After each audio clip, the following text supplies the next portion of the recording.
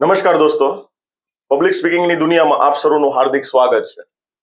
આજે આપણી સાથે છે સ્નેહા ખોટ કે જેઓ આપણો 15 દિવસનો પબ્લિક સ્પીકિંગનો વર્કશોપ છે એ સક્સેસફુલી કમ્પ્લીટ કરી ચૂક્યા છે.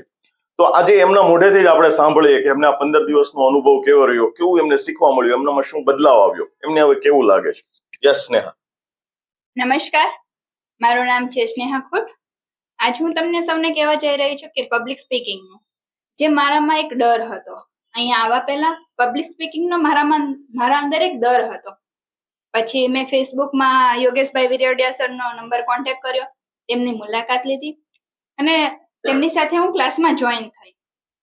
પછી શરૂઆતમાં તો મને એમ લાગતું હતું કે આ મારા માટે પોસિબલ જ નથી, હું આ શીખી જ નહીં શકું, આ મારા માટે પોસિબલ નથી, મને એમાં ડર લાગતો હતો.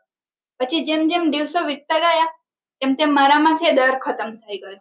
આજે હું તમારા બધાની સામે બોલી શકું છું, તમને બધાને હું સાંભળું છું, તમને બધાને હું બોલી શકું છું. આજે આ મારામાંથી ડર નથી, ડર નીકળી ગયો છે. તે ખાલી યોગેશ સરના કારણે થયું છે. તેમનો ખૂબ ખૂબ આભાર માનું છું કે તેમણે મને અત્યારે આટલી કાબિલ બનાવી કે હું તમારા બધાની સામે બોલી શકું છું. Thank you sir. Thank you very much. Thank you very much.